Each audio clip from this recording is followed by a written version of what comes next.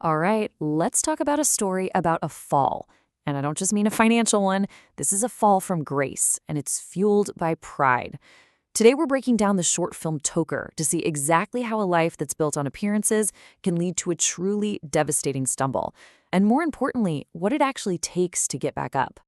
Son, showing off is a deception. The real truth is simplicity. The film opens with this incredibly powerful piece of advice from a mother to her son. And honestly, this one sentence becomes the moral compass for the entire story. It's a warning, right from the get-go, against the trap of appearances and a reminder of the quiet strength you find in just being simple. So, we begin in what the film calls the world of show-offs. And right away, we're shown this stark contrast between two families.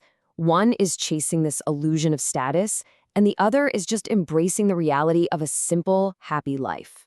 First, we meet Mehreen and Farhan. They are a couple who are frankly drowning in luxury. Mehreen even admits that after spending lakhs on shopping, she still feels empty. So what's her husband Farhan's solution? You guessed it, more stuff. A diamond bracelet. It's pretty clear their life isn't really about living, it's all about performing. You know, nothing captures this clash in values better than a simple meal. Seriously, when Farhan orders this expensive takeout, he actually boasts that one dish costs more than a family's entire monthly groceries. But his sister, Kawal, has this simple, powerful response. We would have been happy with lentils and bread. So on one side, food is a status symbol. On the other, it's about connection and just being happy together. So how on earth does Farhan justify all this? Well, he argues that because he sold the ancestral home for his new business, he has to project success. He literally tells his mother that for a businessman, lifestyle and status are everything. He's basically chosen to completely ignore her warnings about the dangers of dikawa or showing off. And, as you can probably guess, this obsession with appearances, well, it inevitably leads to arrogance. And that arrogance is about to cause a really painful and destructive clash right inside the family. This brings us to a really key concept here, takabbur. It's an Urdu word for a specific kind of pride, like hubris. And after a visit, Farhan's brother-in-law maws her. He sees it so clearly, he totally nails it, calling this takabbur the poison that's hollowing out Farhan and Mehereen, just stripping them of their basic humanity. And here's where things take a really nasty turn. Fueled by her own insecurity, Mehereen just invents a story. She tells Farhan that his family insulted her, that they were jealous of their new car, and even that they swore at her.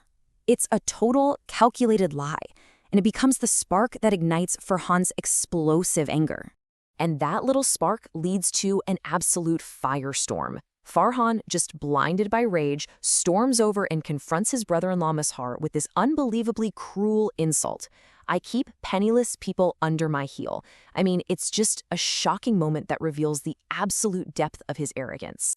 And that's it. That's the point of no return.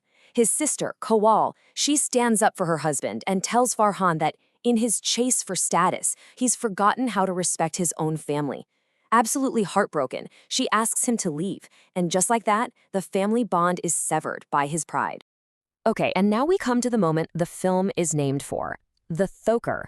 This is the stumble, the hard fall. This is the point where the entire world that they built on illusion and pride comes crashing down. The fall is so swift, and it is total. Just as Farhan is talking about buying that diamond bracelet, he gets a call. His chemical warehouse is on fire. Everything. Goods worth crores of rupees is gone, reduced to ash in an instant. His business is just gone. And the consequences are immediate. I mean, in just a few days, the business is gone, and they're kicked out of their fancy house. So Maureen calls a friend for help, a friend she'd recently loaned money to, and they're about to learn a very hard lesson about the kind of friendships their lifestyle attracted. And there it is. This moment perfectly captures the hollowness of their entire social circle. The friend who was more than happy to take their money now makes this flimsy excuse. She can't be bothered with their problems and just abandons them at the very first sign of trouble. So, having lost absolutely everything and now being completely abandoned by their so-called friends, Farhan and Mehreen have nowhere left to turn but to the very same family they had just scorned and insulted. You know, sometimes hitting rock bottom is the only thing that brings clarity. Farhan, completely broken, goes back to his sister. He confesses that he was drunk on the intoxication of wealth, and he admits he deliberately tried to make his own family feel inferior to him. He owns it. This really shows that the stumble wasn't just a punishment. It was a necessary wake-up call. The loss and the abandonment, it all pushed Farhan to finally seek forgiveness. And what he gets in return? It's just pure grace. The very family he belittled forgives him instantly and even offers him money to help get back on his feet. And so the film comes full circle, ending right where it began. The mother says her piece of wisdom one more time. Showing off is a deception, while simplicity is the reality that saves us. But this time, it's not a warning. It's a lesson that has been learned through a very, very painful fall. In the end, Thokar leaves us with this huge question. What is life's true wealth? The story really forces us to look past the cars and the houses and the jewelry and to ask ourselves, where does real lasting value actually lie? Is it in what we own, or is it in the people that we love?